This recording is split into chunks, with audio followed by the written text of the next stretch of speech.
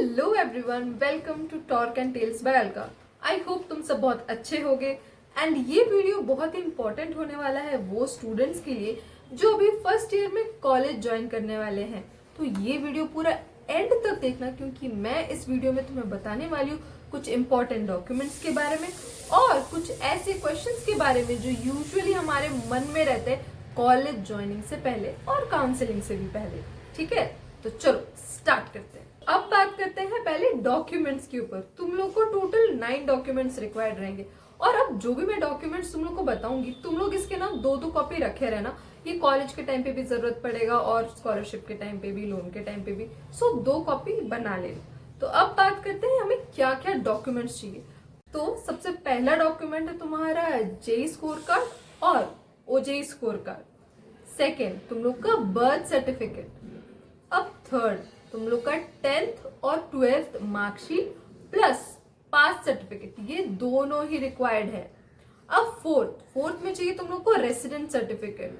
अब क्योंकि तुम लोग ओजेई में अप्लाई कर रहे हो तो तुम लोग को रेसिडेंट सर्टिफिकेट भी ओडिशा का ही चाहिए। अगर किसी और स्टेट का है तो तुम्हारा कैंसिल हो जाएगा कॉलेज। सो ये याद रखना। अब 5 में आता है तुम लोगों का इनकम सर्टिफिकेट एंड नंबर 6 में आता है कास्ट सर्टिफिकेट, एससी और एसटी कैटेगरी वालों के लिए।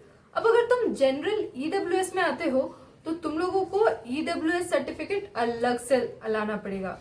और नंबर 8 पे आता है तुम लोग का ग्रीन कार्ड। अब जिन लोगों ने भी ग्रीन कार्ड स्कीम पे अप्लाई किया है तुम लोगों को तुम्हारा ग्रीन कार्ड सर्टिफिकेट भी चाहिए रहेगा। और नंबर 9, अब जिनके भी पेरेंट्स एक्स सर्विसमैन थे, मतलब आर्मी में थे या डिफेंस में थे, तुम लोग को अप्लाई करना पड़ेगा राज्य सैनिक बोर्ड में टू वेरीफाई कि तुम्हारा नाम वहां पे रिकमेंडेड है और नहीं।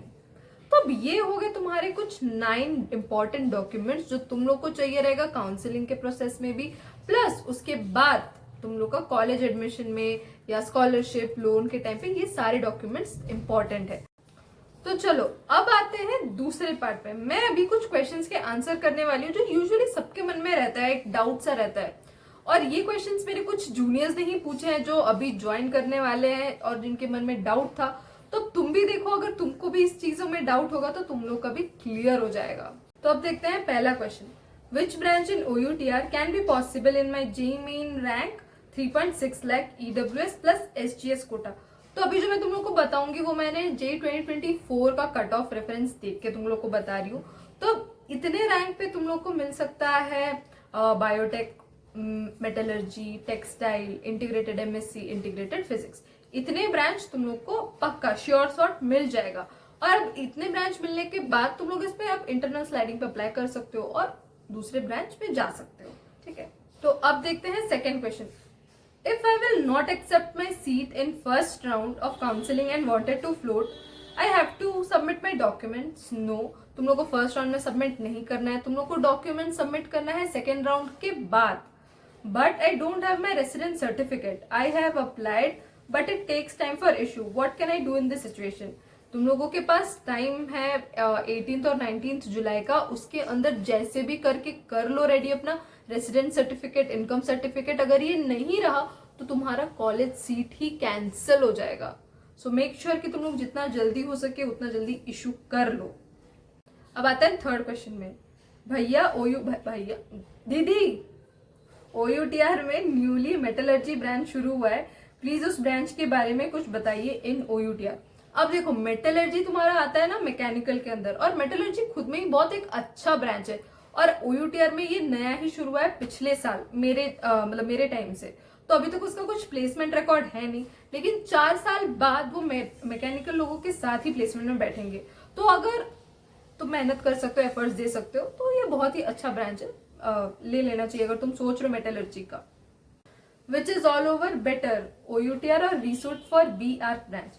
अब अगर हम BR की बात करें OUTR और VSUT में कंपेयर करें ना, VSUT में उतना ज्यादा हाइप नहीं है BR को लेके, और दोनों कॉलेजेस में ही ना सीट बहुत कम है। तो अगर तुमको कुछ लेना है इन दोनों कॉलेजेस में, सो आई वुड रेकमेंड कि तुमको BR के लिए OUTR आना चाहिए।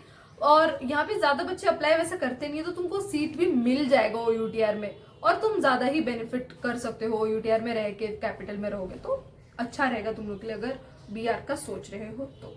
Income certificate and resident certificate and all ये कब सबमिट करना पड़ता है? पहला, जब तुम लोग का ऑनलाइन डॉक्यूमेंट वेरीफाई होता है, आई गेस सेकेंड राउंड के बाद जो भी डेट्स दिया गया है, तब होगा तुम लोगों का जरूरत पड़ेगा इनकम सर्टिफिकेट और रेसिडेंस सर्टिफिकेट। एंड दूसरा, जब तुम लोग फिजिकली जाओगे वेरीफाई करने अपने आप को, मतलब कॉलेज में जब जाओगे एडमिशन के टाइम पे, तब से जरूरत पड़ेगा। तो तब तक ये सारे डॉक्यूमेंट्स रेडी कर लेना। तो और एक क्वेश्चन है, हेलो सिस्टर, क्या मेरा सिलेक्शन OUTR में होगा?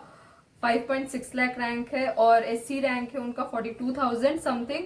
तो कोई भी ब्रांच मिल सकता है? कि कोई भी ब्रांच मिल सकता है तुमको OUTR में, अगर तुम्हारा कैटेगरी है।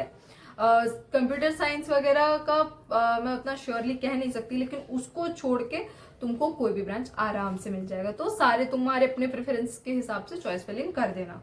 आता है नेक्स्ट क्वेश्चन में, placement details of last 5 year.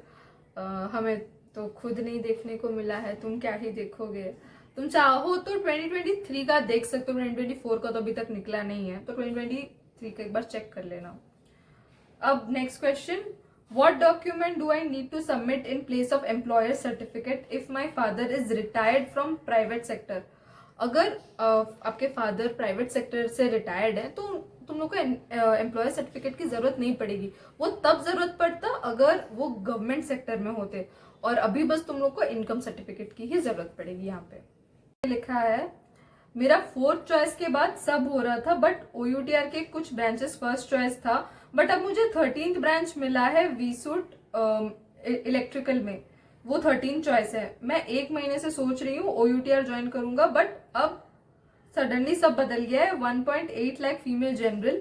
दीदी क्या मेरा बढ़ेगा चॉइस, ऊपर जाएगा? मतलब मेरा OUTR में CSE IT EC छोड़ के सब हो रहा था। अब जैसा तुम्हारा सिचुएशन है ना, तुमने थोड़ा सा शायद गड़बड़ी किया है चॉइस फिलिंग में, लेकिन कोई टेंशन की बात नहीं है, क्योंकि तुम्हें ऑलरेडी बुर्ला का मिल रहा है ना इलेक्ट्रिकल, और वो एक बहुत अच्छा ब्रांच है वहां पे।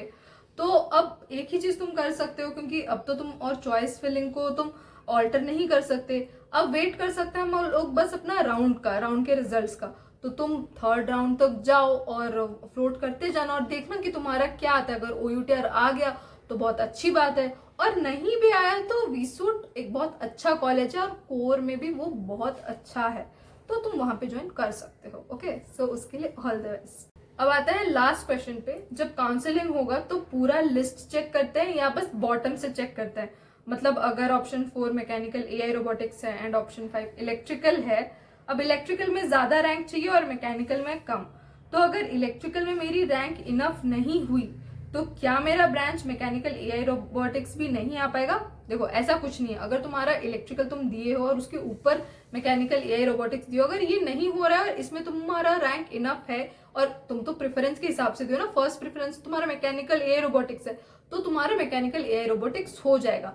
लेकिन अगर तुम इलेक्ट्रिकल के नीचे कुछ ऐसे ब्रांच दिए हो जहां पे तुम्हारी रैंक इनफ हो रही है और वो ब्रांचेस तुमको मिल रहे हैं, सो मे बी तुम्हारा मैकेनिकल AI रोबोटिक्स जाने का जो चांसेस है वो कम हो सकता है, और तुम उसके नीचे वाले ब्रांच में अटक सकते हो। मतलब इलेक्ट्रिकल के नीचे जो ब्रांच दियो, अगर उसमें तुम्हारा रैंक सेटिस्फाई कर रहा है, तुम वहां पे अटक सकते हो। बाकी ऑल सेट है। तो that's it for today's video. I hope तुम लोग को अच्छा लगा होगा और हेल्प हुआ होगा मेरे इस इन्फॉर्मेटिव वीडियो से। अगर तुमको कुछ भी डाउट है तो तुम कमेंट सेक्शन में लिख देना, मैं जरूर उसको चेक करूंगी। और तब तक इस वीडियो को लाइक शेयर एंड सब्सक्राइब करना मत भूलना। Okay bye. रुको जरा, सबर करो। पूरा लिस्ट चेक करते हैं, बस नीचे से